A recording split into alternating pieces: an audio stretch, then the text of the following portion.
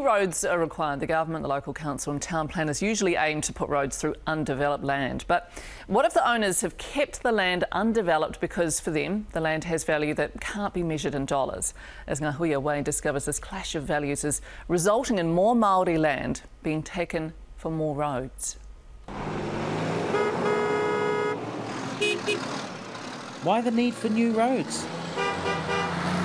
Traffic congestion, urban development, town planning, bigger populations, and essentially more vehicles.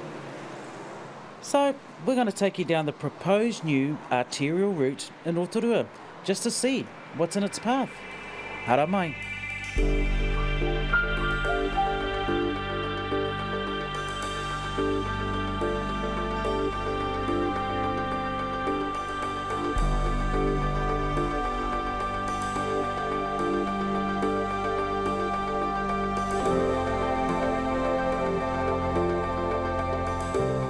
House has been here since 1947.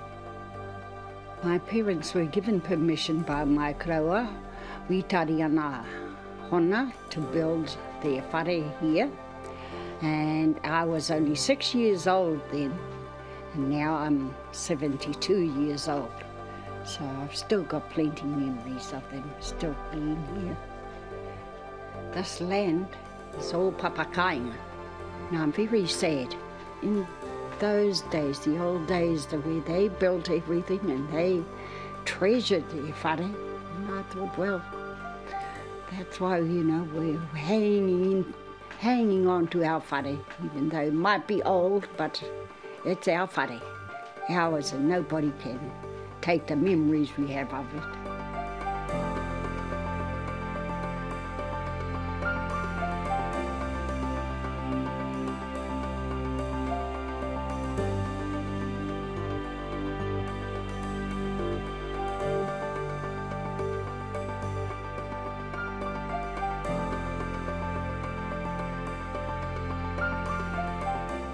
My daily ritual is I start with the bath in here and I talk to my tupuna.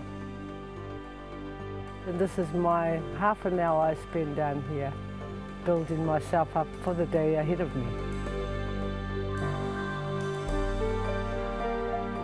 Our favourite kai that we used to have for breakfast every morning that our nannies used to cook for us was a bread that she would cook in a nafa. And that bread was called tā moemoi.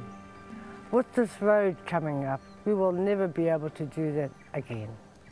Hurungaturangi, our iwi, has gifted heaps of land for the betterment of Rotorua.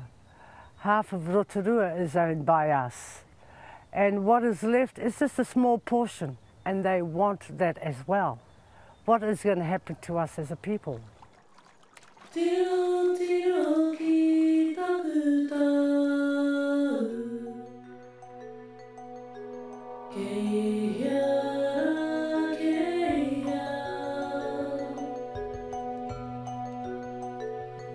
We're going to fight for it. We're going to fight for our land. We're going to fight for our rights.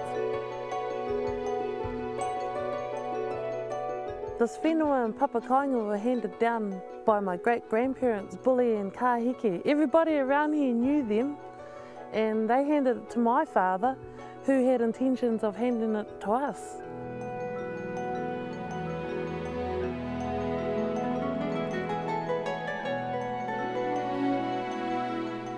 We won't see this anymore.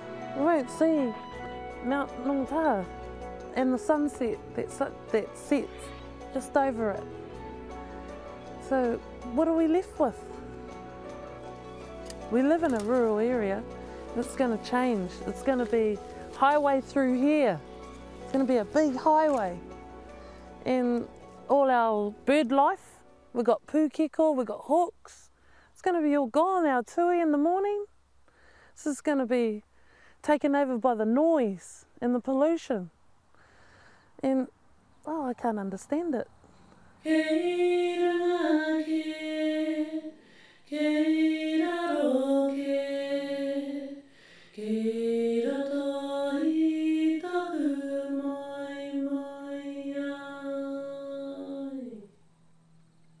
Anei rā, tōku pai maunga a whakapōngāko.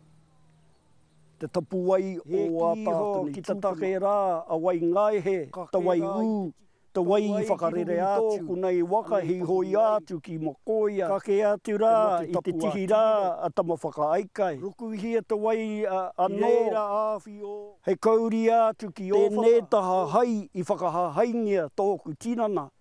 Anai, rātau ma.